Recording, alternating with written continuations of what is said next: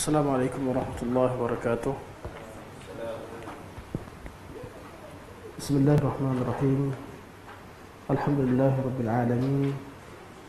Nahmadullah ta'ala wa nashkuruh wa nusalli wa nusallimu ala sayyidina Muhammadin alladhi ballagha ar-risalah wa adda al-amanah wa nasaha al-ummah wa kashafa bihi al-ghummah bi'idhnillah hatta ataahu al-yaqin wa ala alihi wa sahbihi ajma'in.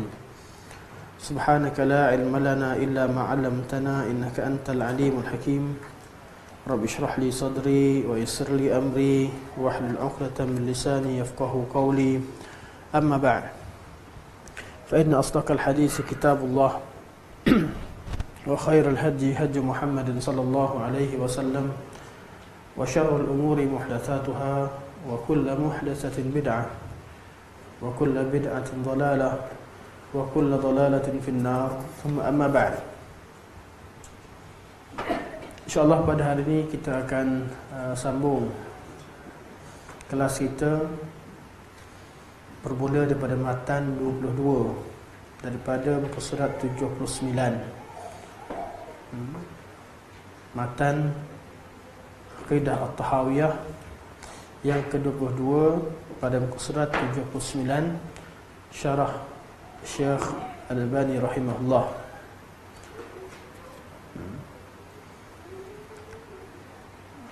Qala al-muallif rahimahullah wa amarahum bi ta'atihi wa nahahum an ma'siyatihi.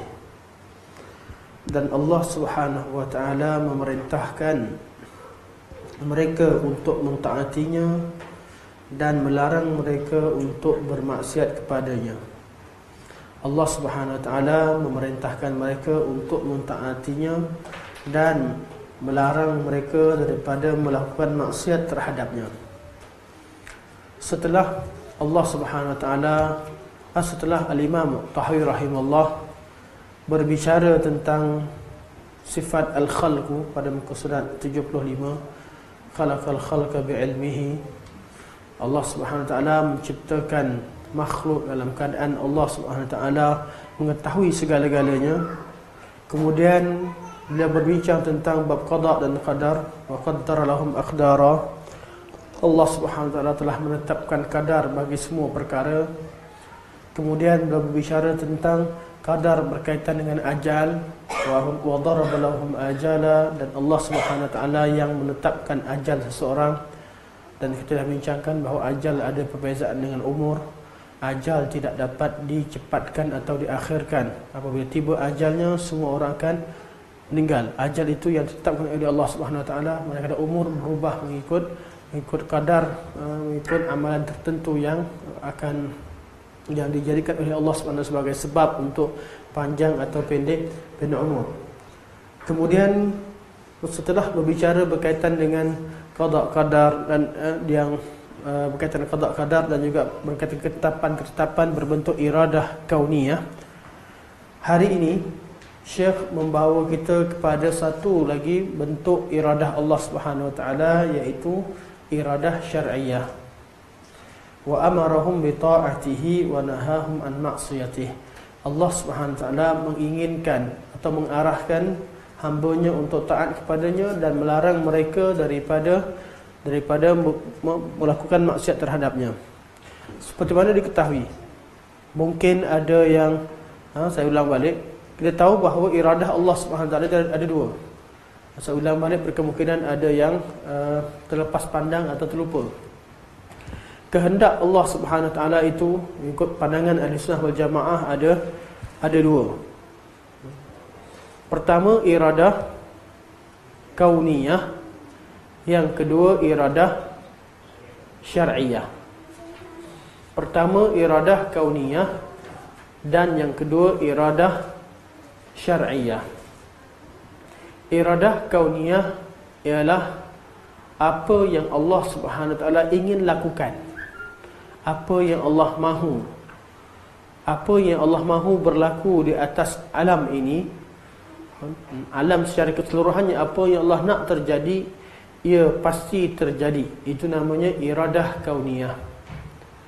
Manakala kehendak yang kedua atau iradah syar'iyah, yang dinamakan sebagai iradah syar'iyah, ialah apa yang Allah Subhanahu wa taala inginkan daripada hamba-Nya untuk mereka lakukan. Allah inginkan kita beriman. Allah menciptakan manusia di kalangan mereka ada yang dilahirkan sebagai orang Islam, ada yang dilahirkan sebagai daripada keluarga bukan Islam. Namun semua mereka diarahkan untuk meninggal dalam keadaan Islam. Wala tamutunna illa wa antum muslimun. Jangan kalian mati kecuali dalam keadaan kalian beragama Islam, dalam keadaan menyerahkan diri kepada Allah Subhanahu wa taala. Wa'bud rabbaka hatta ya'tiyakal yaqin. Sembahlah Tuhanmu sehingga kamu meninggal. Arahan tadi untuk sembah Allah sampai meninggal, Allah tujukan pada siapa? Pada semua sekali. Sama ada yang diciptakan adalah dilahirkan dalam keluarga muslim ataupun non-muslim. Kerana itu iradah kauniyah Allah SWT. Allah ingin lahirkan kita dalam keadaan keluarga mana sekalipun, bangsa mana sekalipun, dalam keadaan di mana sekalipun, kedudukan keluarga macam mana sekalipun, keadaan anggota badan bagaimana sekalipun, itu adalah iradah kauniyah Allah SWT. Namun setelah kita dilahirkan, Allah SWT ada satu lagi iradah. Allah mahukan mahukan sesuatu untuk kita lakukan atau untuk kita tinggalkan. Ini dinamakan sebagai iradah syar'iyah, iaitu berkaitan dengan hukum syarak Allah Subhanahu wa taala. Kerana Allah ciptakan kita kecuali untuk menguji kita dengan datangkan arahan dan juga larangan-larangan Allah Subhanahu wa taala. Huwallazi khalaqal mauta wal hayah. Allah Subhanahu wa taala ciptakan maut dan hidup itu tujuannya apa? Huwallazi khalaqal mauta wal hayah berkaitan dengan iradah kauniyah. Huwallazi khalaqal mauta wal hayah liyabluwakum ayyukum ahsanu amala, untuk uji kalian siapakah di kalangan kalian yang paling berkualiti dalam beramal. Di sini adalah iradah syar'iyah. Kenapa kita bincang iradah panjang? Sebab kita dah bincang sebelum ni ada kaum yang tidak beriman perkara ini, insya-Allah yang akan kita sentuh sebentar lagi. Jadi kita tahu bahawa dua kehendak Allah, iradah kauniyah dan iradah syariah. Kenapa kita bincangkan perkara dua ni? Kita bincangkan untuk kita tahu perkara lebih detail. Ketahuilah bahawa iradah kauniyah itu, segala yang terjadi di atas alam ini takkan terjadi kecuali dengan kehendak Allah.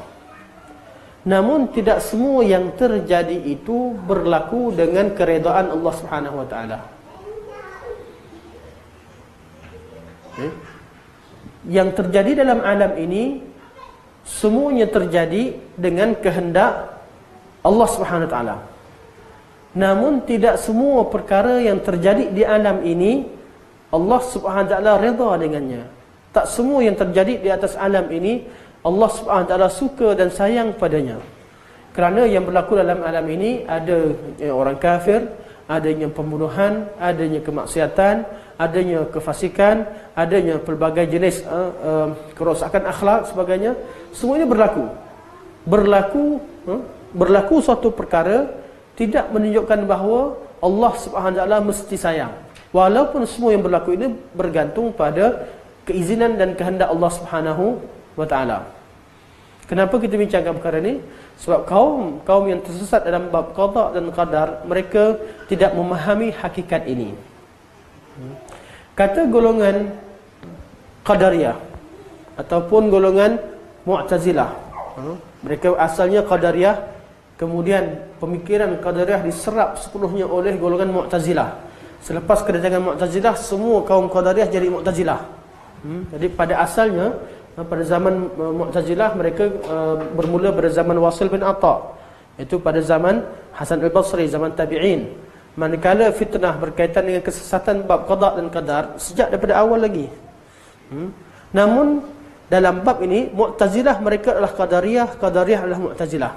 Kenapa? Sebab semua golongan Qadariyah mereka mengambil akidah Mu'tazilah, dan semua golongan Mu'tazilah datang kemudian mereka menerima semua pandangan Qadariyah dalam bab qada dan qadar. Apa kata mereka?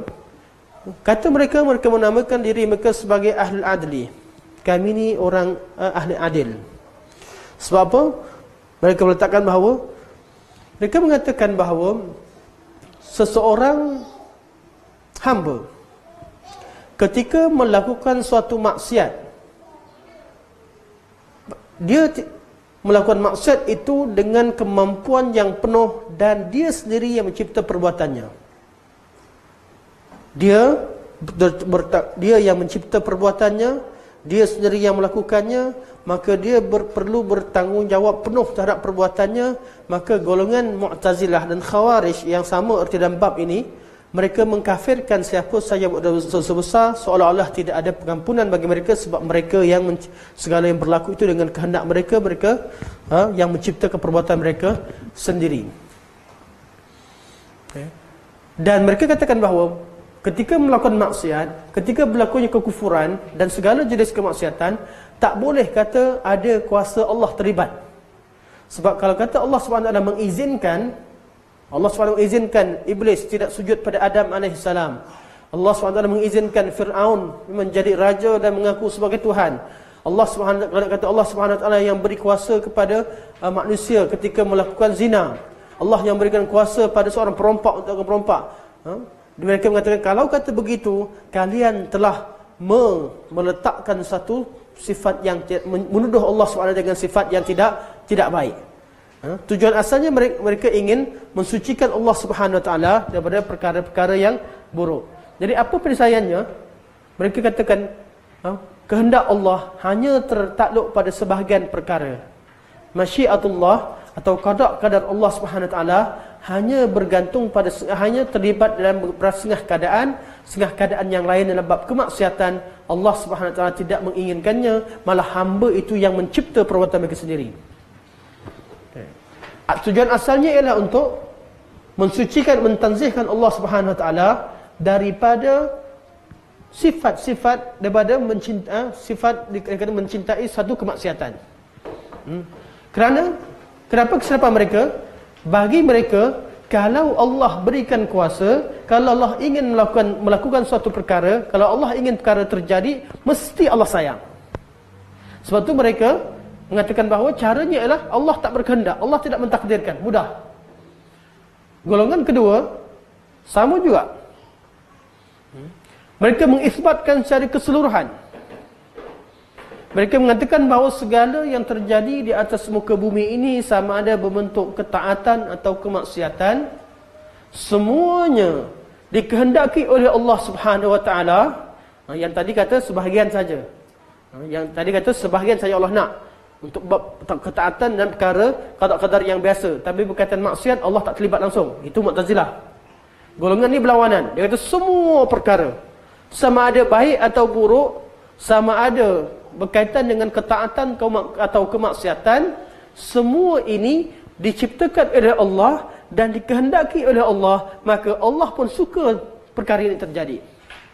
Siapa mereka? Mereka ialah golongan Jabariyah, ataupun pada masa sekarang golongan yang berkata dengan akidah wahdatul wujud, atau golongan sufi yang melampau. Sehingga mereka mengatakan bahawa kita di dunia ini hakikatnya hanyalah berlakon. Hakikatnya kita atas muka bumi ini, kita hanya melakukan apa yang Allah nak. Mereka katakan kita tercipta seperti bulu kapas yang ditiup oleh angin. Apa yang dibawa ke mana kita, ke situlah kita. Hakikatnya kita hanya seperti pelakon, hanya melakukan apa yang Allah nak. Jadi pada mereka, hakikatnya Fir'aun dengan Musa sama. Masing-masing melakukan perkara yang dikehendaki dan disukai oleh Allah Subhanahu Wa Taala. Sebab apa? Allah Subhanahu Wa Taala izinkan ia yang terjadi. Allah cipta perkara tersebut, Allah yang cipta perbuatan mereka, Allah yang menginginkan perkara itu terjadi, maka Allah pun sayang perkara itu terjadi. Maka tidak ada bezanya antara orang baik dengan orang jahat. Tak ada beza antara Fir'aun dengan Musa. Mereka mengatakan wahdatul wujud. Kewujudan ini sebenarnya satu. Tidak ada yang wujud yang hakikatnya kecuali Allah Subhanahu Wa Taala. Yang lain hanyalah satu lakonan, hanya berlakon. Macam dalam filem lah, kita nampak penjahat tu, kalau dia berlakon jadi jahat, tak semestinya dia jahat dekat luar. Atau dia berlakon baik sangat, dalam satu cerita seolah-olah begitu. Kita ni hanya melakukan apa yang Allah SWT nak. Akhirnya mereka menisbahkan, mereka terciptalah akidah yang mereka namakan sebagai, mereka membezakan antara hakikat dan juga syariat. Syariat berkaitan dengan iradah syariah, apa yang Allah nak untuk tenteramkan alam ini, undang-undang untuk menjadikan dunia ini jadi tenteram. Namun hakikatnya Allah nak semuanya. Hakikatnya Musa pun datang dengan perintah Allah SWT, Fir'aun pun buat sesuatu dengan perintah Allah, dan itu Allah nak. Kita hanya berlakon, tak ada apa-apa kuasa bagi kita. Mereka menafikan ikhtiar makhluk secara total. Golongan Mu'tazilah mengisbatkan ikhtiar dan kudrah hamba, fi'lul ibad ni mempunyai kuasa dan pemilihan dan mencipta, kuasa mempunyai kuasa secara total.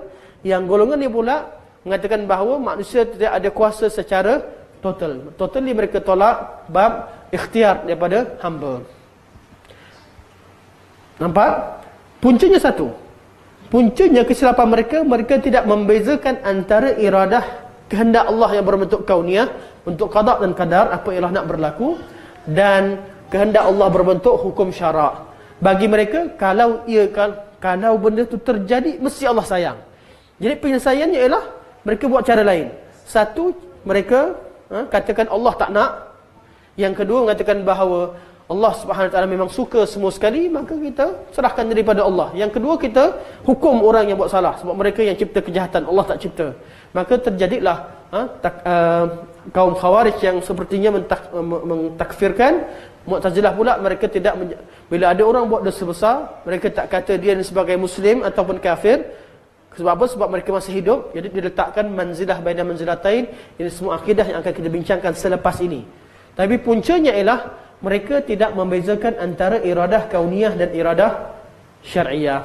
Jelas sampai sekarang?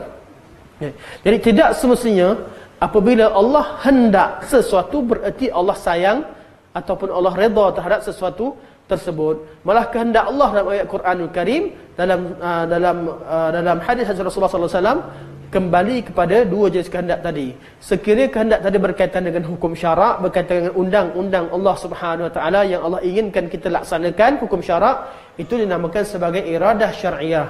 Yuridullahu bikumul yusr wa la yuridu bikumul usr. Iradah. Tapi bab iradah kauniyah, Allah kata may yuridillahu ayyahdiyahu yashrah sadrahu lil Islam. Wa may siapa sahaja Allah Subhanahu Wa Taala inginkan hidayah pada dia, Allah akan bagi hatinya lapang untuk terima Islam. Barang siapa Allah tak nak, Allah jadikan hati dia dhayikan harajan ka'annama yas'adu ila sama, seperti dia naik ke atas langit. Jadi ayat-ayat begini, iradah ayat Quran ada dua. Kadang-kadang berkaitan dengan kauniyah, kadang-kadang berkaitan dengan syariah. Jelas? Okay. Jadi lepas dah faham, saya buat test. Nak tahu faham betul-betul atau tidak. Tak lulus, tak ke depan kita. Sini je. Kita buat test dulu. Okay. Dalam perkara ini ada 4 kemungkinan yang terjadi berkaitan dengan iradah syariah dan iradah kauniyah. Okay. Pertama, keimanan Abu Bakar. Abu Bakar beriman kepada Allah Subhanahu Wa Taala. Berkaitan dengan apa? Iradah syariah ke iradah kauniyah? Kita tahu bahawa Abu Bakar beriman pada Allah Subhanahu Wa Taala. Jadi yang terjadi sekarang ni, iradah kauniyah ke iradah syariah? Abu Bakar beriman kepada Allah. Ya? Kauniyah. Kauniyah sebab apa? Sebab dah terjadi lah. Memang terjadi. Hakikatnya sekarang ni kita tahu bahawa yang beriman pada Allah adalah Abu Bakar. Kauniyah atau syariah? Kauniyah. Yang kedua, Abu Bakar beriman pada Allah tadi, itu ke yang Allah tuntut ataupun yang lain? Itu yang Allah nak. Jadi dia iradah kauniyah syariah, dua-dua. Jelas? Abu Bakar beriman pada Allah, itulah yang terjadi. Itulah iradah kauniyah Allah Subhanahu Wa Taala. Dan pada masa yang sama, itulah yang dikehendaki oleh Allah Subhanahu wa taala. Maka perkara begini dipanggil sebagai iradah kauniyah syar'iyah. Dia melibatkan dua perkara, kauniyah, syar'iyah. Apa yang terjadi, dan itulah yang diinginkan oleh Allah Subhanahu wa taala. Contoh kedua, soalan kedua. Kufurnya Abu Jahal. Kufurnya Abu Jahal.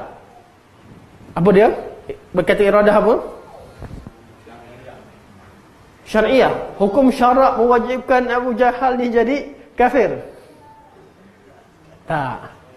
Iradah kauniyah. Yang terjadi sebenarnya memang Abu Jahal lawan Nabi SAW dan kufur kepada hukum Islam.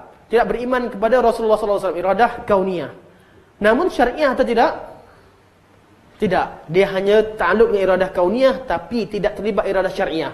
Sebab hukum syarak menuntut Abu Jahal sendiri pun masuk Islam. Hukum syarak menginginkan Abu Jahal, Abu Lahab dan semua orang-orang yang kafir, orang Quraisy yang meninggalkan kafir itu, hukum Islam yang Allah nak, Allah inginkan mereka ini masuk Islam kerana seruan Islam untuk semua orang. Jadi kufurnya Abu Jahal adalah berta'alluq atau berkaitan dengan iradah kauniyah. Tidak ada kaitan dengan iradah syariah, kerana Allah tidak menginginkan Abu Jahal jadi kafir. Allah Subhanahu wa taala mengarahkan Nabi berdakwah kepada Abu Lahab, Nabi berdakwah kepada Abu Jahal, Nabi berdakwah kepada Abu Talib, Nabi berdakwah kepada Al-Walid ibn Mughirah, Nabi berdakwah kepada kaum Quraisy, semua sekali. Apa yang undang-undang, apa yang Allah nak dalam bentuk hukum syarak tadi, yang dibawa oleh Rasulullah tadi, dinamakan sebagai iradah syar'iyah, yang berkaitan dengan perintah Allah dan larangan Allah Subhanahu wa taala. Jelas? Okey. Mana dah? Kedua. Seterusnya,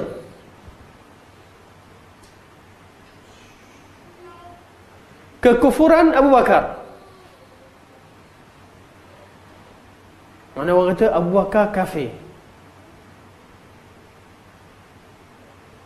Siapa kata? Syiah lah. Betul lah. Okey. Berkaitan iradah apa?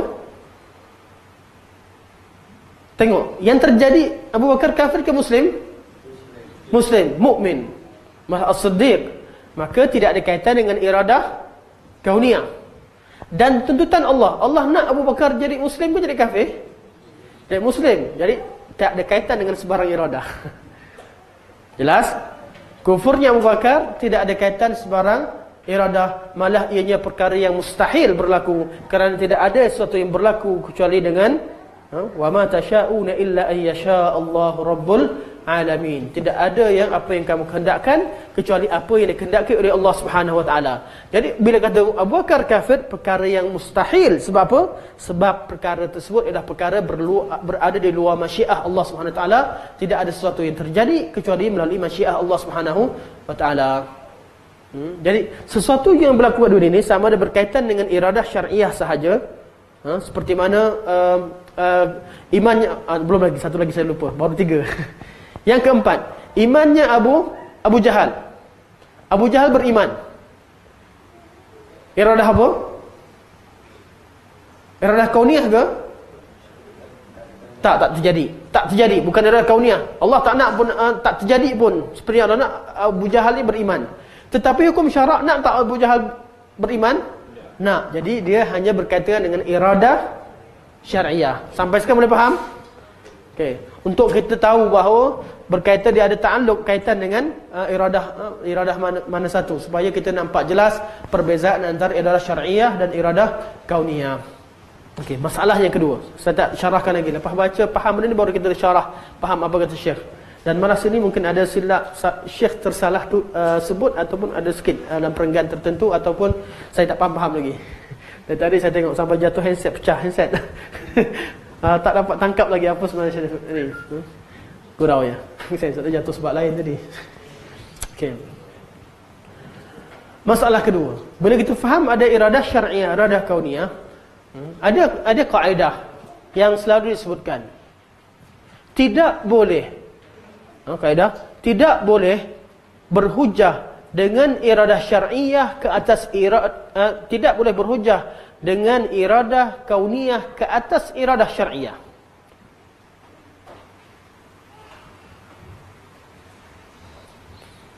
La yuhtajju bil iradah syar'iyah, la yuhtajju bil iradah syar'iyah, ataupun sebab saya lupa nama kaedah yang jelas, tapi bahasa insyaallah cari dia punya lafaz yang Syekh dah sebut atau tidak di sini.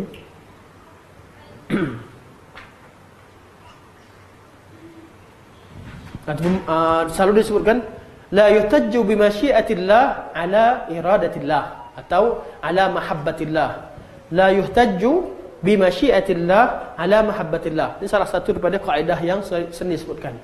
Tidak boleh berhujah dengan masyiatillah, iaitu iradah kauniyah. Iradah kauniyah juga dinamakan sebagai masyiatullah. Al-masyiah.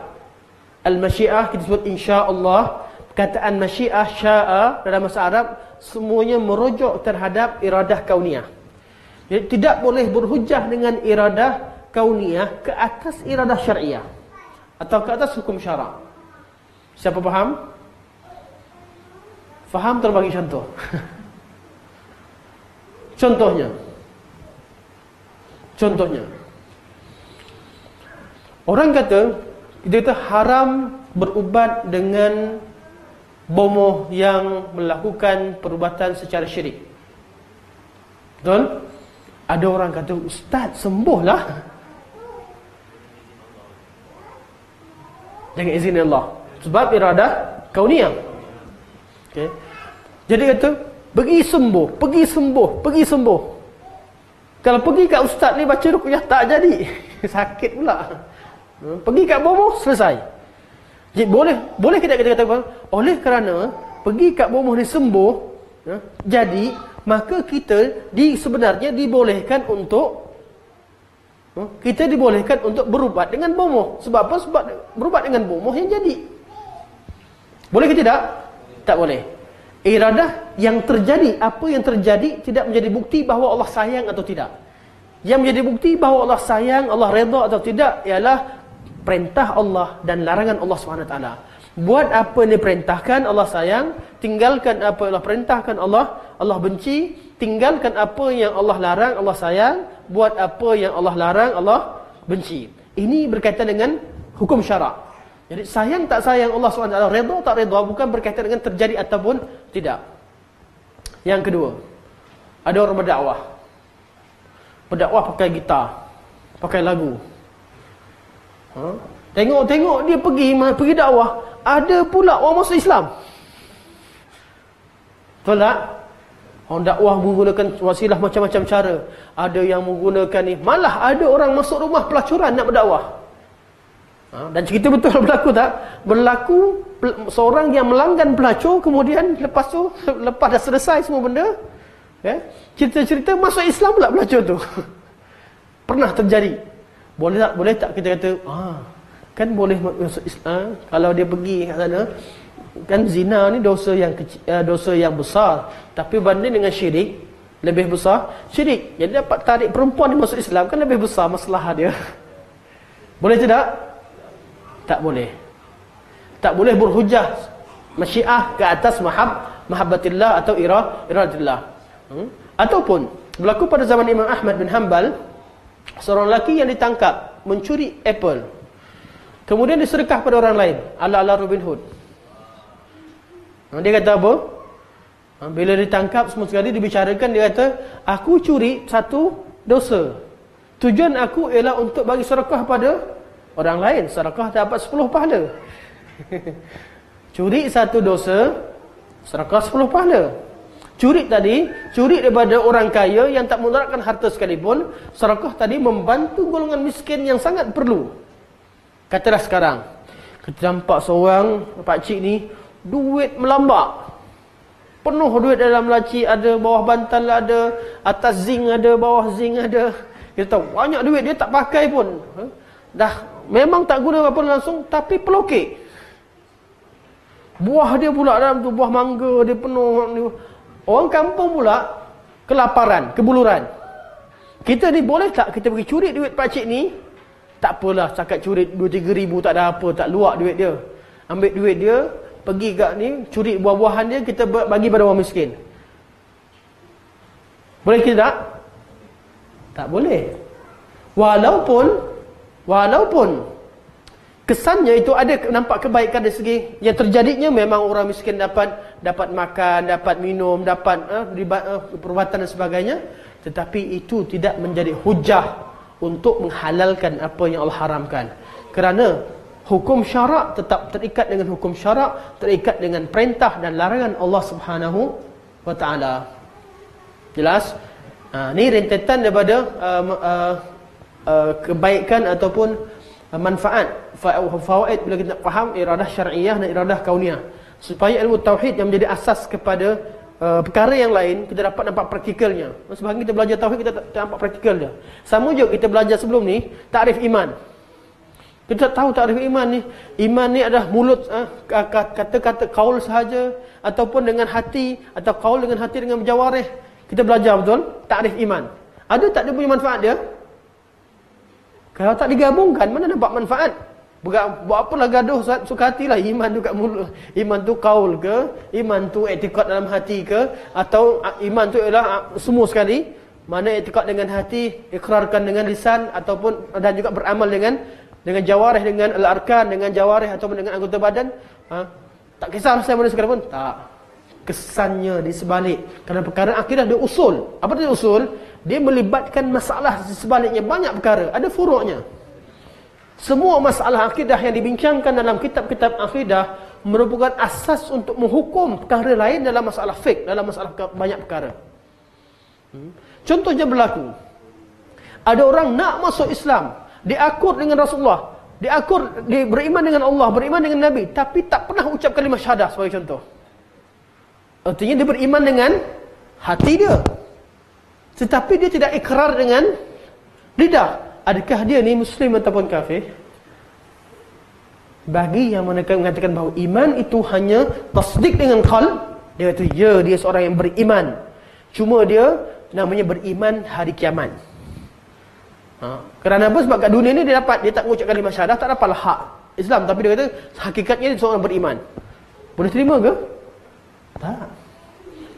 Keimanan, sebab itulah perbezaan antara mazhab Ahlussunnah wal Jamaah dengan Asy'ariyah berkaitan dengan apakah kewajiban pertama terhadap Muslim yang kita belajar. Adakah ucap kalimah syahadah ataupun dia meyakini ataupun mengenal Allah Subhanahu Wa Taala? Apa dia?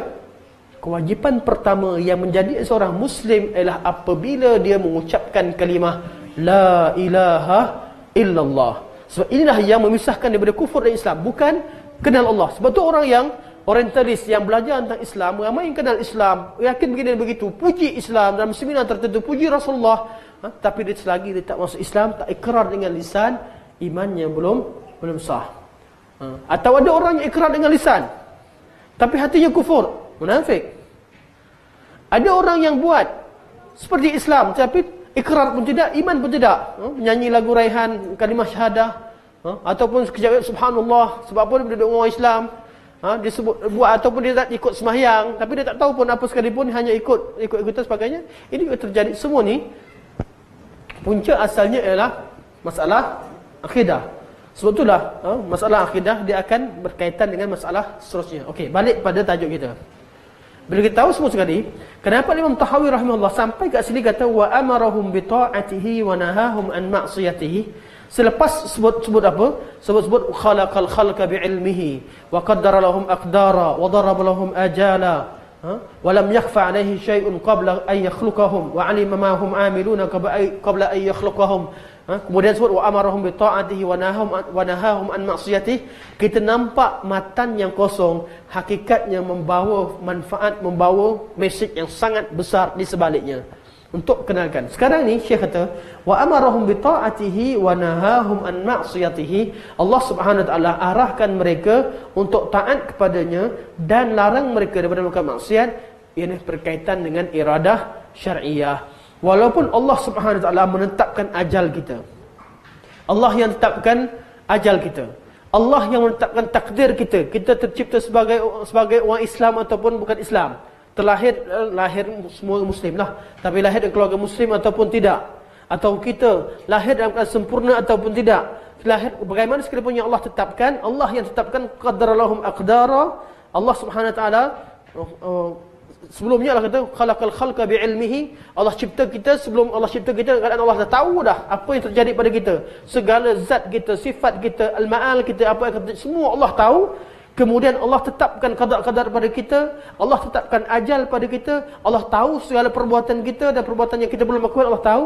Tapi itu bab iradah kauniyah. Tapi dalam bab syarak, Allah tetap uji tiap-tiap manusia dengan larangan dan juga perintah, dengan perintah dan larangan. Sekarang ni masuk pada bab apa? Perintah dan larangan. Wa amarahum bi ta'atihi wa nahahum an ma'siyatihi. Dan Allah Subhanahu wa taala perintahkan mereka untuk taat. Ini bentuk ketaatan yang pertama. Wa nahahum an ma'siyatihi, dan larang mereka untuk melakukan maksiat. Seperti mana kita ketahui bahawa ibadah itu terjadi dengan beberapa perkara, boleh diringkaskan jadi 4 perkara. Ibadah, artinya iradah syar'iyah itu akan kembali kepada 4 perkara. Pertama terjadi dengan apa? Terjadi dengan perintah-perintah. Ibadah atau maksiat terjadi dengan 4 perkara. Pertama, melalui perintah. Apabila dilaksanakan perintah Allah, ibadah. Apabila ditinggalkan apa yang Allah perintahkan, maksiat. Ini bab perintah. Yang kedua, larangan. Allah uji dengan manusia ini. Allah kata, liyabluwakum ayyukum ahsanu amala, untuk uji kalian siapakah di kalangan kalian yang paling berkualitas dan beramal. Ujian pertama Allah turunkan perintah. Ujian kedua Allah Subhanahu wa taala turunkan larangan-larangan. Betul? Larangan-larangan. Siapa yang meninggalkan larangan yang Allah Subhanahu wa taala larang dia, tinggalkan larangan Allah Subhanahu wa taala, artinya dia melakukan ibadah ataupun taat. Siapa sahaja yang buat sesuatu yang Allah larang, artinya dia buat maksiat. Ketiga, Allah Subhanahu wa taala uji dengan berita-berita. Banyak yang Allah beritahu berkaitan nama-nama Allah, sifat-sifat Allah, tentang syurga, tentang neraka, semua berkaitan dengan perkara ghaib, semua berkaitan dengan ilmu akidah, ni semua berkaitan berita-berita. Allah uji.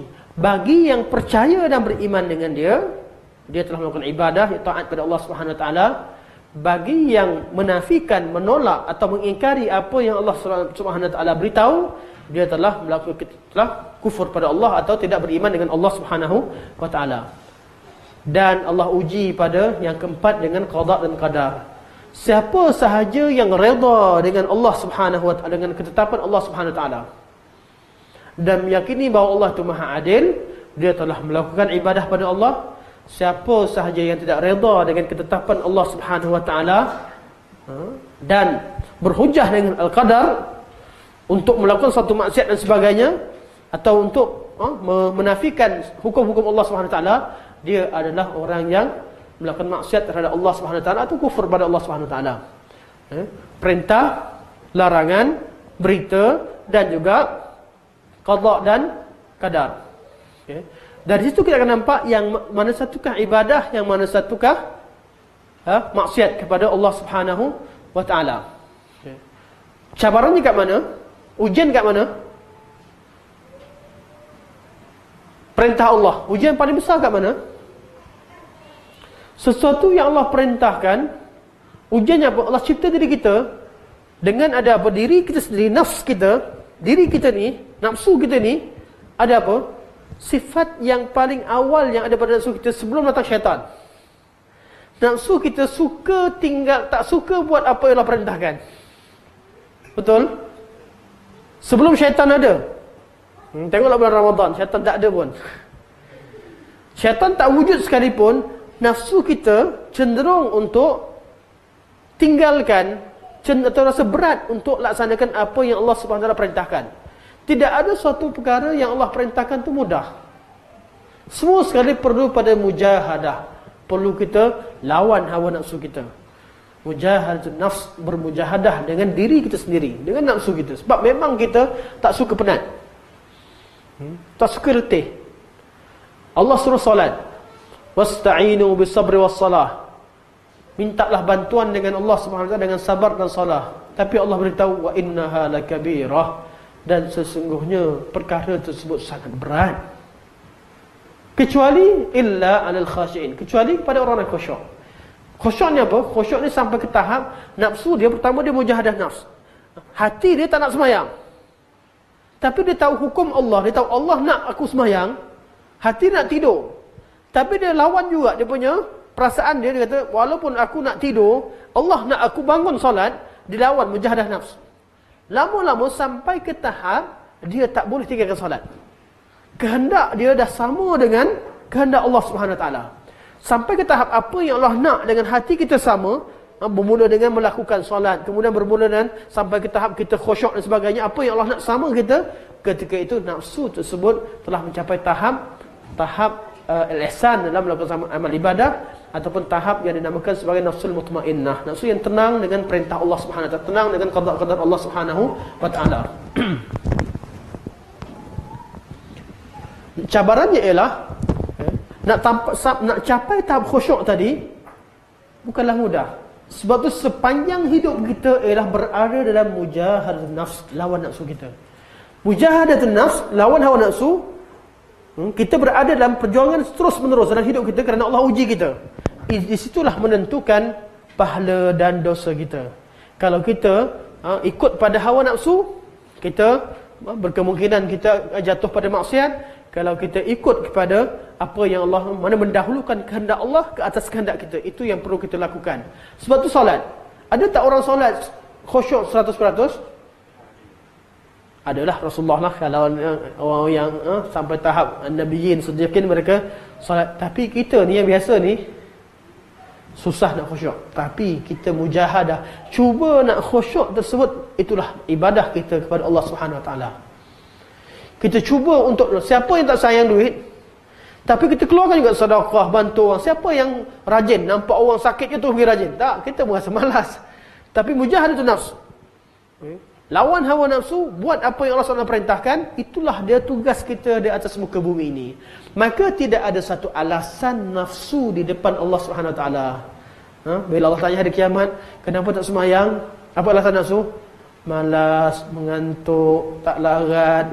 Semua ini tidak ada alasan depan Allah, sebab memang Allah tugaskan kita untuk lawan hawa nafsu. Situ terletaknya ujian tadi. Dia berluakum ayyukum ahsanu amala. Bukan sakat nafsu, ada pula syaitan yang bantu, yang memperelokkan perkara maksiat. Perelokkan, bila tinggalkan ada logik je. Tak apalah, Allah ampunkan, tak apalah, begini begitu. Syaitan yuwaswisu fi sudurin nas. Nafsu dah satu dah. Kemudian ada penasihat dia, syaitan, yang datang beri was-was, berbisik, mendatangkan bisikan dalam hati kita untuk memenangkan pihak nafsu. Dan nafsu sukalah. Itu syaitan ni penasihat terbaik, disukai oleh nafsu. Tapi kita yang perlu mujahadun nafs. Lawan dengan apa? Lawan dengan nas, lawan dengan mahabbatullah, lawan dengan ibadah, lawan dengan apa? Ikut perintah Allah Subhanahu wa taala, lawan dengan hukum syarak. Sama juga larangan-larangan. Semua larangan Allah Subhanahu wa taala, bila Allah larang, kita suka buat benda Allah larang, betul tak? Hati cenderung untuk buat perkara yang dilarang. Ini pada asalnya. Bayangkan, air atas muka bumi ini ada beberapa jenis. Daripada air yang mutlak, yang asal, air hujan, air telaga, air sungai, dan juga air laut, dan juga air mata air dan sebagainya, dan lain-lain.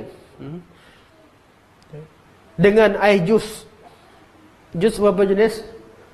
Tengok buah, ada berapa banyak buah, banyak itulah jus. Tak cukup dengan tu, akar-akar kayu. Tak cukup dengan tu, daun-daun. Semua diperah jadi makanan. Semuanya halal. Allah cuma haramkan satu, arak. Tapi bila manusia meraihkan kemenangan mereka, meraihkan nikmat Allah Subhanahu wa taala, dia rasa dapat, dia cari mana? Arak. Nak jadikan hotel 5 star, wajib hidangkan arak. Nak jadikan first class, nak jadikan kapal terbang yang tak mencapai tahap international punya memenuhi SOP international, perlu hidangkan arak, perlu sebab apa? Itulah nafsu. Benda yang Allah larang sikit, tapi itulah yang kita suka. Yang dihalalkan banyak. Sebelum kahwin, Masya Allah, isteri kita dah paling baik. Tengoklah syair-syair orang sebelum kahwin. Apa perkataan dia, betul? Itulah yang paling cantik, itulah yang terbaik. Kaulah ini, kaulah itu. Lepas kahwin je, akad je, belum lagi. Mata pandang ke mana? Nampak. Yang haram tu yang nampak cantik. Bukan sebab zat tu sendiri. Punca asalnya nafsu. Nafsu kita suka pada perkara yang dilarang. Dan syaitan memperelokkan lagi. Memperelokkan pemikiran kita, menghiaskan dengan pelbagai cara. Cara syaitan mengatakan wiswas. Apa yang Allah larang, itulah ujian Allah Subhanahu wa ta'ala. Dan juga bab ilmu. Saya bab ilmu, bab beriman. Nak beriman yang Allah beritahu ni susah. Sebab tu ayat-ayat sifat suka orang lawan dengan logik. Betul tak? Kita kata perintah, larangan, ketika berita ilmu. Susah manusia nak terima bahawa otak aku ni ada kemampuan yang terhad. Terhad pada alam syahadah. Terhad pada benda yang kita nampak je lah. Akal kita mampu fikir, mampu buat eksperimen kat mana, mampu bagi keputusan pada eksperimen pada benda kita nampak. Sebab tu ni pemerhatian dalam eksperimen. Kalau nak perhatikan binatang sampai jadi pakar binatang, perhatikanlah laut sebagai jadi pakar laut, perhatikanlah gunung sebagai pakar gunung, tak apalah. Tapi ada orang dia tak puas hati. Aku nak tahu juga tentang perkara ghaib. Ilmu benda yang dia tak nampak, macam mana dia nak perhatikan? Berkaitan dengan Allah, malaikat, berkaitan dengan hukum Allah dalam Alkitab, kitab Allah, kitabullah, berkaitan dengan qada dan qadar, berkaitan dengan hari kiamat, berkaitan dengan azab kubur. Percaya je lah. Sebab apa? Sebab memang otak kita tak mampu mencapainya. Akurlah kelemahan otak kita ni hanya mampu memahami perkara-perkara yang zahir. Maka perkara yang gaib, macam mana nak tahu? Tak payah kaji. Percaya je apa yang Allah beritahu. Percaya je. Jangan lawan pakai otak. Jangan lawan pakai otak. Kalaulah perkara akidah ni gunakan otak, tak ada. Islam tak bagi apa-apa. Sampai Lailatul Qadar, pergi Lailatul Qadar, kita Lailatul Qadar, Allah kata salamun hiya hatta matla'il fajr. Salamun hiya hatta matla'il fajr. Sejahteralah malam tersebut sehingga terbitnya fajar. Terbit fajar kat Malaysia, kat India belum terbit. Lailatul Qadar dah selesai ke belum? India terbit fajar, Arab Saudi belum terbit. Jadi waktu mana Lailatul Qadar jadi? Malaikat dah naik ke belum? Selagi menggunakan ilmu kita yang terhad, ilmu sains yang ada sekarang yang sangat terhad dengan otak logik kita, takkan mampu kita beriman dengan Allah Subhanahu wa taala. Sebab itu dalam bab akidah tidak diterima akal sebagai, tidak menerima kaedah akal untuk mengiyakan atau menafikan bab akidah. Bab akidah yang mengiyakan atau menafikan adalah ayat-ayat Allah dan juga hadis-hadis Rasulullah sallallahu alaihi wasallam. Duk fikir kalau bumi ni bulat, kalau betul Allah Subhanahu wa taala di atas, kat mana atasnya bulat, bawa bola datang, bawa logik. Allah kat mana? Sana ke sini. Hai. Sejak bila nak cerita tentang bab akidah ni kita gunakan logik? Kalau logik digunakan, takkan mampu kita fikir. Sebab apa? Sebab otak kita terhad. Kita dah bercakap, mampu tak tuan-tuan tengok TV 1000 channel serentak? Bukakan yang TV macam kat Astro tu, kalau kecil-kecil tu. Tengok semua sekali, tangkap serentak.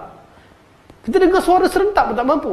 Allah Subhanahu Wa Taala kumpul, kalau kata kalaulah dikumpulkan semua manusia dan jin dan satu padang, semua sekali minta pada Allah, Allah dengar, Allah terima dan Allah kabulkan semua permintaan tanpa ada sedikit kurangan. Takkan nak samakan sifat Allah dengan kita? Takkan nak samakan perbuatan Allah dengan kita? Takkan samakan semua perkara yang berkaitan dengan perkara gaib dengan kita? Kita ni Allah, kita perlu terima. Perkara ketiga Allah uji apa? Uji dengan ilmu yang terhad supaya kita akur dan beriman dengan apa yang Allah Subhanahu Wa Taala beritakan. Sebab tu perkara akidah adalah berkaitan dengan berita. Berita begitu banyak. Antara yang masalah yang orang kafir, kekufurannya besar lah, tolak dengan semua bab.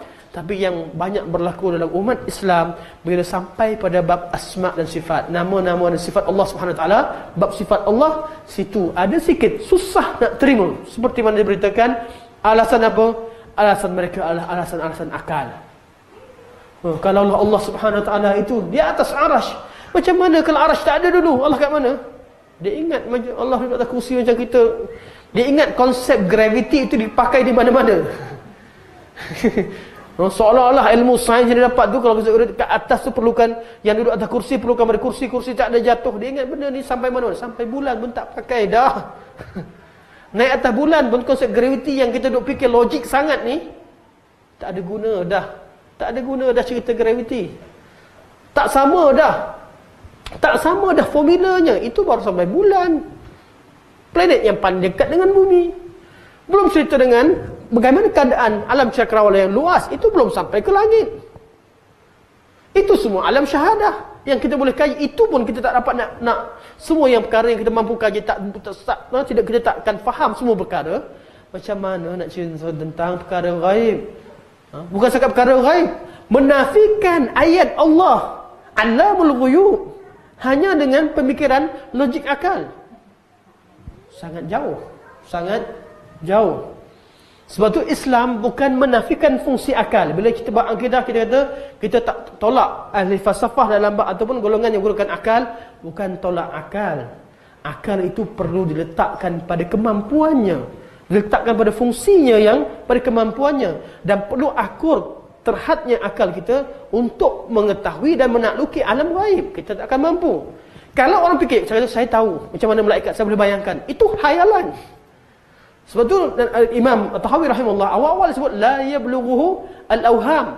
Nak kenal Allah bukan melalui khayalan, sebab kita takkan nampak. Bukan melalui kita punya agak-agak. Segala perkara yang terfikir dalam akal kita, dalam bab akidah, sama ada berkaitan dengan Allah, berkaitan dengan malaikat, berkaitan dengan jin, itu semua khayalan.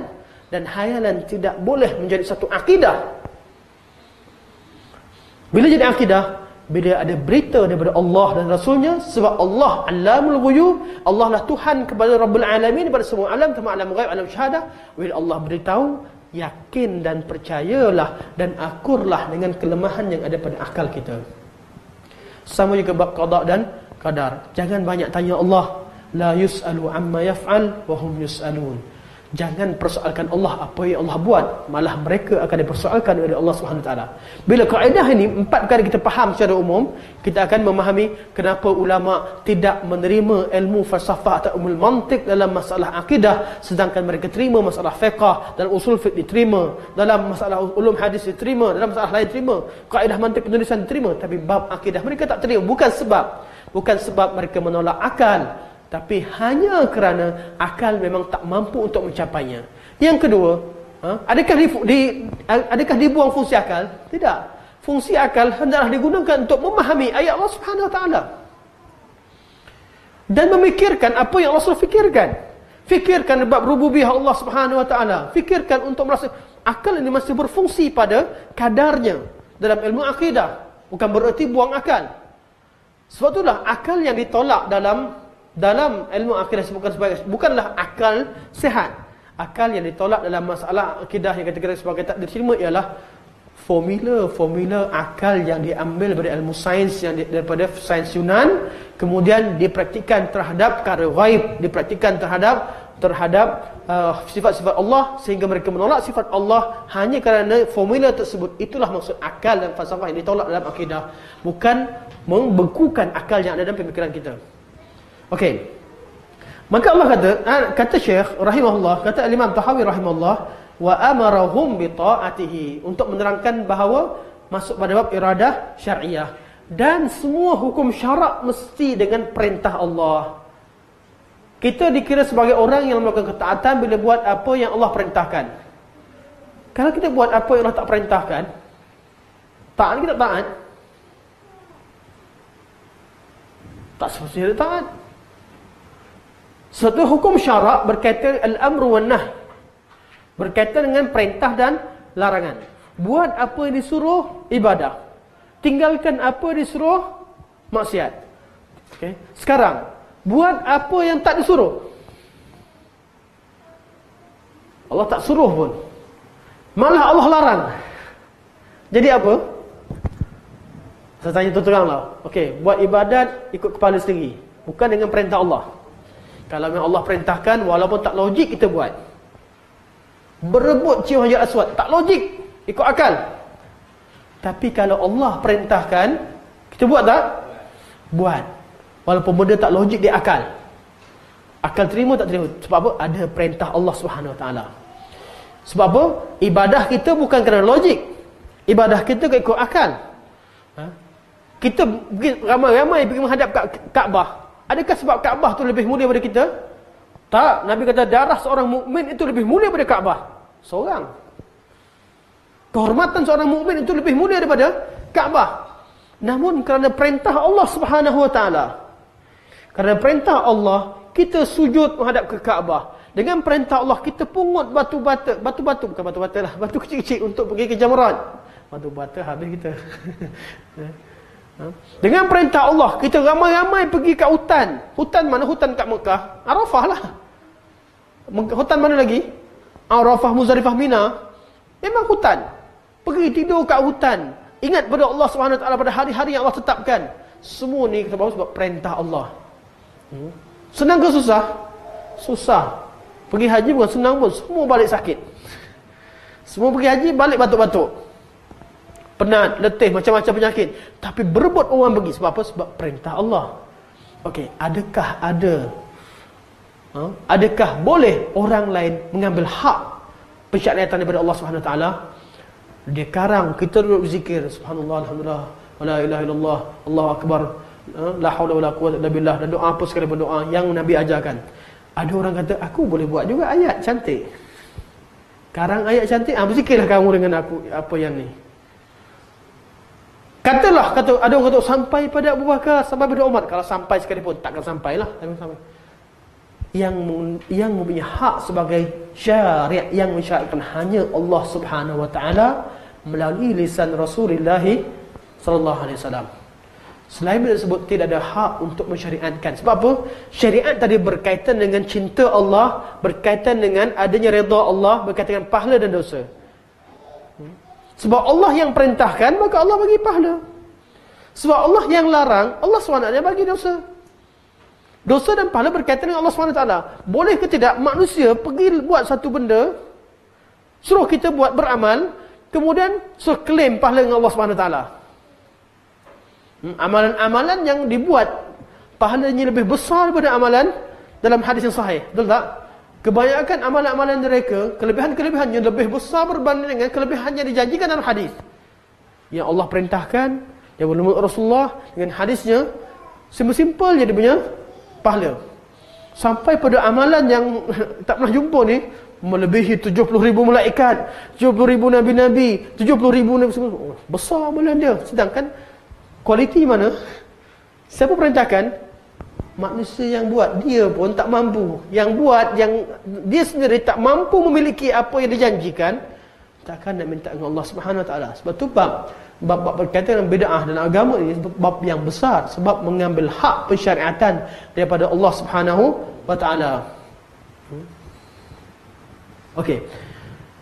Wa amara. Okey, pertama sekali kita tahu ini adalah iradah syar'iyah, dan yang kedua perlu diketahui bahawa tidak menjadi satu perkara itu sebagai perkara syariat atau umur iradah syar'iyah kecuali dengan perintah atau larangan Allah Subhanahu Wa Taala. Tak boleh nak kata Allah sayang satu benda hanya kerana iradah masyiah ianya berlaku. Orang kata okey, orang buat berdakwah dengan gitar, berdakwah cara begitu, kemudian orang masuk Islam. Benda tu Islam bagus dah, tak menafikan. Tapi tak boleh mengatakan bahawa sebabkan dia pakai benda macam ni, orang masuk Islam akhirnya mengiyakan apa yang dia buat. Tak. Apa yang kita buat mesti bergantung pada kehendak Allah SWT. Yang terjadi juga. Tentera Amerika datang serang Pakistan. Tentera apa? Tentera mereka lah, cerita zaman dulu. Cerita tentera apa? Tentera Tatar datang serang Baghdad. Tiba-tiba masuk Islam semua sekali. Terjadi tak? Terjadi. Bukan bererti biarlah mereka serang hari ini, lepas tu masuk Islam. Tak boleh lah. Pertahankan agama kita, pertahankan tanah air. Pertahankan ikut pada syariat apa yang perintahkan. Selepas itu apa yang terjadi itu serahkan pada Allah Subhanahu Wa Taala. Sebab tu itu perbezaan yang kedua. Perbezaan ketiga, saya dah tak masuk lagi. Ini berkaitan. Perbezaan ketiga, kita tahu bahawa segala yang terjadi ada kebaikan. Betul? Segala qada Allah Subhanahu wa taala, segala yang terjadi di atas muka bumi ini pasti ada hikmah dan kebaikan. Betul tidak? Betul. Sebab itu apa yang Allah nak. Kehendak Allah itu apa yang Allah nak, perbuatan Allah itu lebih afdal, lebih sempurna, maha sempurna. Okey. Cuma bezanya dalam iradah syariah, kebaikan itu dimaksud sebagai kebaikan li dzati. Memang asalnya benda itu baik. Contohnya sembahyang. Salat baik ke tidak? Baik. Iradah syariah. Zakat, puasa, zikir, haji, sedekah, umrah dan segala perkara-perkara ibadah, baik tak dia? Dia baik. Benda tu baik dan kesannya baik. Itu nama, semua bab iradah syariah, hukum syarak Allah SWT, perkara yang baik dan bawa kesan yang baik. Manakala iradah kauniyah, kebaikannya wujud tak? Wujud. Tapi bukan li zati. Wujud li ma'ali atau li ghairi. Syaitan. Allah terciptanya iblis. Iblis baik ke jahat? Jahat. Tapi ada tak kebaikan dia? Ada. Sebab ada iblis lah. Ada a'udzubillahi minasyaitanirrajim. Betul tak? Ada isti'adzah, adanya ruqyah, adanya istighfar, adanya taubah, adanya inabah, adanya banyak syukur bila selamat pada dia, adanya bab-bab tertentu, banyak amal ibadah sebab adanya iblis. Betul? Walaupun iblis tadi zatnya dan secara dia jahat, keburukan, bukan benda baik, tapi kesan dia ada kebaikan. Okay. Kebaikannya wujud. Kita diperintahkan untuk buat hukum syarak. Manakala kesan baik, kesan buruk itu kerja Allah Subhanahu wa taala, bab iradah kauniyah. Jelas? Dalam bab kebaikan, iradah syariah perkara hukum syarak tadi, dia segala-gala mengandung kebaikan di zati, setiap ada zatnya dan juga kesan baik kesannya. Manakala iradah masyiah ataupun iradah kauniyah, ya, kadang-kadang ianya baik, kadang-kadang ia buruk. Qada ada yang baik, ada yang buruk. Dan yang buruk itu sendiri ada kesan baiknya, tapi itu semua dengan kehendak Allah Subhanahu wa taala. Jelas? Okey. Kita masuk pada muka sebelah. Syarah panjang, saya baru tengok jam. Wa kullu syai'in yajri bi taqdirihi, dan segala sesuatu berlaku dengan yajri, artinya selari. Bitaqdirihi, dengan ketentuan Allah Subhanahu wa taala, dengan takdir Allah Subhanahu wa taala. Segala sesuatu berlaku dengan ketentuan Allah, wa masyiatihi, dan masyiat Allah Subhanahu wa taala. Wa masyiatuhu tanfudu la masyiata lil ibadi illa ma syaa lahum. Dan masyiah Allah Subhanahu wa taala itulah yang akan terjadi, dan tidak ada masyiah bagi seorang hamba kecuali apa yang Allah Subhanahu wa taala inginkan berlaku ke atas mereka. Fama syaa lahum kan, apa yang Allah SWT inginkan terjadi pada mereka, itulah yang akan terjadi. Wa ma lam yasha' lam yakun, dan apa yang Allah SWT inginkan pada mereka, perkara itu tidak akan terjadi. Ini berkaitan dengan apa? Berkaitan dengan iradah kauniyah. Manakala iradah syariah, wa amarahum bi ta'atihi wa nahahum an ma'siyatihi, iradah syariah. Wa kullu syai'in yajri bi taqdirihi wa masyiatihi wa masyiatuhu tanfudhu la masyiata lil ibadi illa ma syaa lahum. Fama syaa lahum kan wa ma lam yasha' lam yakun. Ini berkaitan dengan iradah kauniyah. So, itu kata Syekh. Saya ambil syarah, kita baca sekali imbas insya-Allah, sampai habis insya-Allah. Yaitu anna masyiatahu ta'ala wa anna masyiatahu ta'ala wa iradatahu syamilatun li kulli ma yaqa'u fi hadzal kaun. Iaitu masyiah Allah Subhanahu wa taala itu melibatkan semua perkara yang wujud di atas alam ini, min khairin aw syarrin wa huda wa dalalatin, sama ada yang baik atau buruk, atau hidayah atau kesesatan. Wal ayatud dalah ala dzalika katsiratun ma'rufatun yumkin muraja'atuha fi syarhi wa ghairihi. Dan ayat berkaitan dengan perkara ini banyak dan dikenali. Boleh rujuk pada syarah ini, itu syarah Aqidah Tahawiyah Ibnu Abil Is. yang digunakan pakai di Baitul Salam tu ialah syarah Ibn Abil Is yang panjang. Dia nak tengok dari dalilnya, kata Syekh, buka je syarah tu, memang ayat Quran Allah Imam Ibn Abil Is kumpulkan ayat berkaitan Masyiah, boleh kita baca, tengok semua sekali ayat-ayat berkaitan dengannya. Memang ni adalah ringkasan. Ni adalah ta'liq Syekh, dan Syekh masih lagi merujuk banyak bab dalam masalah syarah akidah tahawiyah kepada syarah Ibn Abil Is yang panjang. Jadi kalau nak tahu dalil-dalilnya, boleh rujuk sendiri pada kitab syarah yang panjang. Okay. Cuma Syekh ta'liq apa Syekh tu? Wal maqsud bi hadhihi al-faqrah, perenggan yang dibawa oleh Imam Tahawi ini tujuannya apa? Tujuannya ialah ar-raddu 'anil Mu'tazilah, untuk menolak pada ke atas golongan Mu'tazilah, an-nafina li'umumi masyiatihi ta'ala, yang menafikan keumuman masyiah Allah Subhanahu wa taala. Sebab Mu'tazilah dia kata Allah cuma nak benda yang baik, benda buruk Allah tak nak. Jadi Syekh datangkan qaul wa kullu syai'in yajri bi taqdirihi wa masyiatihi sampai habis ini. Tujuannya apa? Tujuannya adalah untuk menolak golongan Mu'tazilah yang mengatakan bahawa tidak semua benda yang terjadi ini berlaku kehendak Allah. Kat mana? Antaranya maksiat yang berlaku pada ahli kafir, Allah tak terlibat. Itu bukan berlaku kehendak Allah. Buruknya mereka, buruknya akidah mereka, mereka mengatakan bahawa kehendak Allah boleh terjadi apa yang Allah nak tapi tak terjadi. Allah sayang satu benda, nak buat tapi tak jadi. Apa yang Allah tak nak pula yang terjadi. Maksiat tadi lah. Itu keburukan yang ada pada mereka. Sebab itu kata Syekh, tujuan Imam Tahawi datangkan kata-kata wa kullu syai'in yajri bi taqdirihi, matan ini tujuannya dibawa Imam Tahawi ialah untuk menolak pada golongan Mu'tazilah. Kerana Imam Tahawi rahimahullah hidup selepas datangnya kaum Mu'tazilah. Memang Mu'tazilah telah wujud pada zaman beliau. An-nafina li'umumi masyiatihi ta'ala. Lakin, akan tetapi yajibu an yu'lama annahu la yalzamu min dhalika anna Allah Ta'ala yuhibbu kullu ma yaqa'. Akan tetapi perlu diketahui bahawa tidak semestinya Allah Subhanahu Wa Ta'ala suka dan redha atau sayang terhadap semua benda yang berlaku. Fal hubbu ghairal iradah. Cinta lain daripada kehendak. Cinta lain berkehendak, maksudnya dua perkara yang berbeza. Wa illa, kalaulah betul semua yang terjadi mesti Allah sayang, kana la farqa indallahi bainat ta'i wal 'asi. Maka tidak ada bezalah di sisi Allah Subhanahu Wa Taala antara orang yang taat dan juga orang yang buat maksiat. Sebab semua yang terjadi, semuanya wujud. Kalaulah semua yang terjadi itu terjadi, semuanya berarti Allah sayang, Allah suka, apa bezanya antara orang taat dan orang yang buat maksiat? Wa hadza, dan perkara inilah ma sarraha bihi ba'du kibaril qailina bi wahdatil wujud. Sedangkan perkara inilah yang sering yang ditegaskan oleh golongan-golongan yang berkata dengan akidah wahdatul wujud. Apa dia? Min, kata mereka ialah anna kullam min at-ta'i wal 'asi muti'un lillahi fi iradatihi. Sama ada orang yang taat atau maksiat, mereka semua ini hakikatnya taat kepada kehendak Allah Subhanahu Wa Taala. Seperti kita jumpa dengan golongan tarikat yang jenis, minta maaf tarikat lagi, sebab kebanyakan mereka atas alasan tarikat, dia gunakan tarikat sebagai alasan mereka. Golongan wahdatul wujud ni, tak semua tarikat yang tolak wahdatul wujud ni ramai, banyak. Tapi yang golongan yang cerita tentang hakikat semua sekali, kita akan nampak mereka dia akan kata apa? Sebenarnya Allah dah cipta manusia itu ke watak dia sendiri. Ada yang cipta jadi orang baik, jadi baiklah.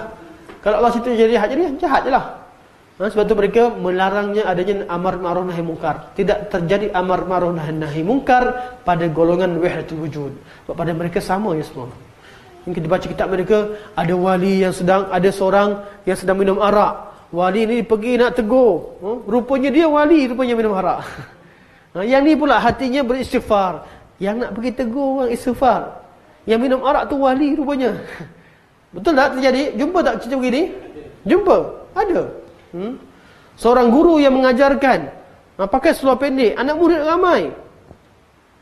Tak apa, sebab dia ahli makrifat, ahli hakikat. Kita ahli syariat, nak kena ikut syariat. Dia sampai tahap dia dah. Bila sampai pada tahap begini, rosak semua agama. Rosak semua agama. Sebab apa? Sebab antara sebabnya ialah mereka tidak memahami bab iradah kauniyah dan iradah syar'iyah.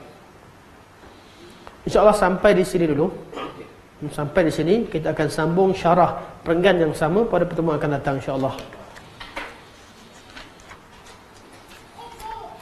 Kita buka soalan lah. Kalau ada soalan berkaitan dengan tajuk ataupun umum berkaitan dengan akidah, berkaitan dengan fiqh, anda tak pandai. Lama belajar fiqh tapi tak faqih-faqih. Untuk amal sendiri boleh. Untuk beri fatwa bagi pandangan setengah bab saja. Anda belum berani. Belum berani untuk bagi pandangan kerana bukan bab mahir dalam bab fiqh.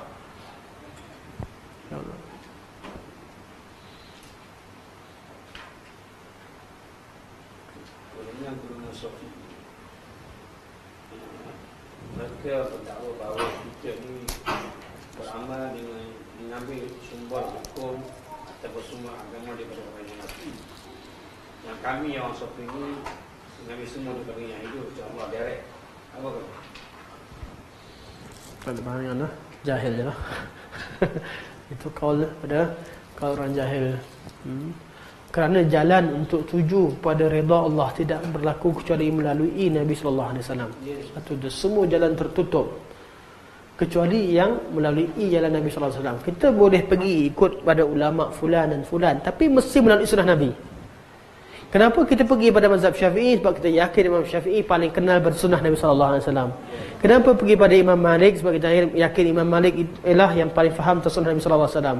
Kenapa pergi pada Imam Hanafi? Kenapa pergi pada Imam Hanbali? Semua sekali sebab tahu mereka ini orang yang paling kenal tentang sunnah Nabi. Kenapa kita pergi belajar? Sebab bukan sebab si fulan tu mengajar, tak.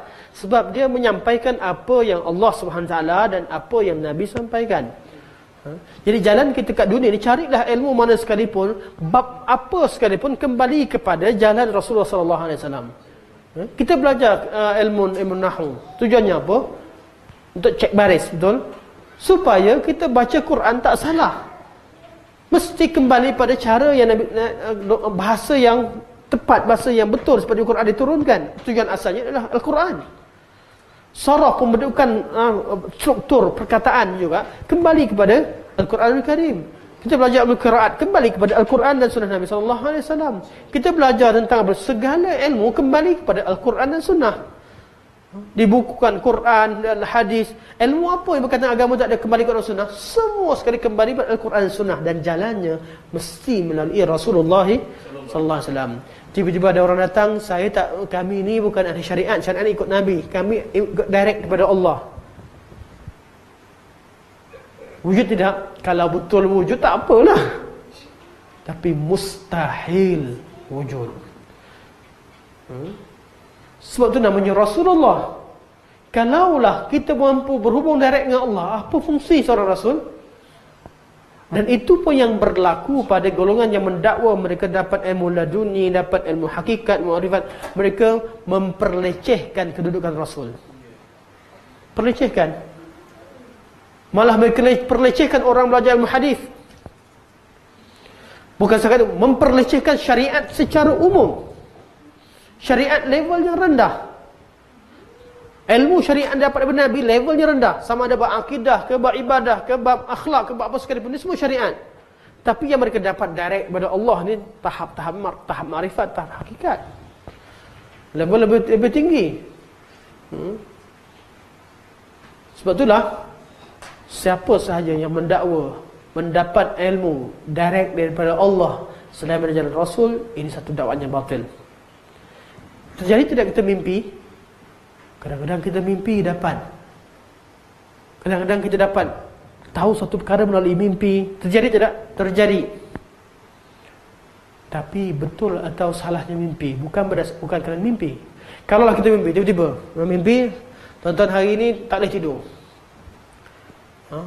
Tak boleh tidur, kemudian terlelap. Terlelap, ada orang beritahu. Dia nak periksa ni. Ada seorang syekh datang beritahu, hendaklah kamu perbanyakkan baca la haula wala quwwata illa billah dalam mimpi. Bangun terjaga dari mimpi.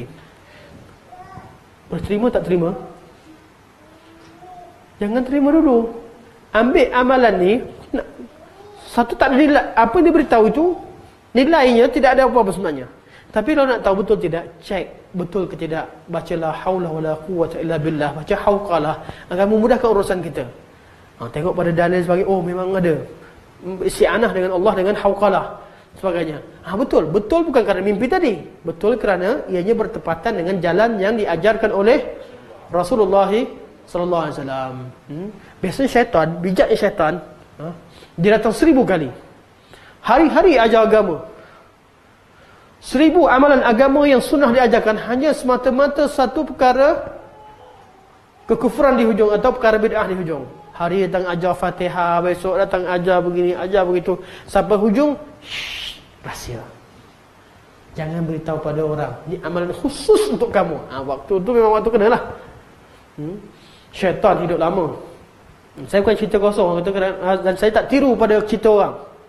Ada orang kata ni tiru ni cerita ustaz sekali-sekali. Tak. Saya jumpa pada satu ketika saya bimbing jemaah haji, ada yang jadi gila di Arafah. Jadi gila, bukan sahaja gila, dia jadi macam orang gila lah. Tadi siuman semula lah betul. Sampai nak bunuh isteri dia sebagainya. Saya yang jaga ni, kita yang jadi mutawif kat situ menyesal lah ambil dia seorang. Penat, letih. Penghujungnya baru tahu ada suara yang pada asalnya mimpi, akhirnya dia dengar suara. Sampai kami berdebat, cerita panjang lah, cerita kat luar. Bukan dalam kuliah. Tapi ada orang yang dapat bisikan, ada orang yang terima ilmu, dia tahu macam-macam. Dia tak pergi belajar, tapi ada yang bisikan, ya, benda betul. Mungkin 10, 20, 30, mungkin sampai 1000 yang betul. Tapi penghujungnya mesti ada perkara yang buruk yang akan disampaikan di hujung. Natijahnya. Sebab apa? Ilmu agama takkan didapati kecuali dengan proses ta'allum. Belajar daripada guru yang dikenali. Kalau syaitan, jin, mana datang semua sekali, mimpi semua sekali, ini semua tak dikenali. Malah itu menjadi sumbernya. Kalaulah kita terpaksa, kita jumpa macam betul, macam Hauqalah tadi, bukan sebab mimpi tadi. Pergi dah buka ayat Quran, pergi dah buka hadis, memang betul. Bukan sebab dia, memang betul pun. Kadang-kadang sama ada syaitan ke, saya pun datang tak peduli lah, syaitan ke, betul-betul ilham ke, betul-betul mimpi baik ke, Allah bantu ke, tak kisah. Yang penting kita cek betul atau salahnya pada sunnah Nabi SAW yang menghukum betul atau tidak. Malah kalau mimpi jumpa Rasulullah, betul-betul Rasulullah, mimpi jumpa Rasulullah takkan mengajarkan satu syariat baru, kerana syariat Rasulullah telah sempurna. Kalau ada mengaku Nabi ajarkan amalan begitu, bukan Nabi lah tu. Sebab apa? Sebab syariat dah sempurna. Nabi SAW ketika jumpa dalam mimpi hanya membawa bisyarah atau membawa kepada sama ada bawa berita, memberikan satu berita gembira atau memberi peringatan terhadap kita atau apa sahaja, ada tu saja, tapi bukan membawa syariat. Kerana syariat Rasul telah sempurna dan perlu dilihat, dikaji daripada nas Al-Quran dan Sunnah dan juga kefahaman salaf yang ada depan kita. Ini kaedah perlu dipegang. Datanglah, kalaulah Nabi datang sendiri tak bawa syariat, apa gunanya tok guru ya atau tok lebay dalam mimpi pakai serban, pakai semua, tak ada nilai. Tak ada nilainya. Kalau begini kita pegang, insya-Allah takkan mampu ditipu oleh syaitan dalam bab ini, sebab kita mengetahui sesuatu melalui usulnya. Insya-Allah. Sekadar ini, semoga Allah SWT bertemukan pertemuan yang manfaat, yang baik daripada Allah SWT, yang lemah dan kurang daripada anda sendiri. Semoga Allah SWT mengampunkan keperkara tersebut dan menjadikan kita di kalangan orang-orang yang diampunkan oleh Allah SWT. Wassallallahu alaihi wasallam Muhammad wa ala alihi washabbihi wa baraka wa sallam. Assalamualaikum warahmatullahi wabarakatuh. Assalamualaikum.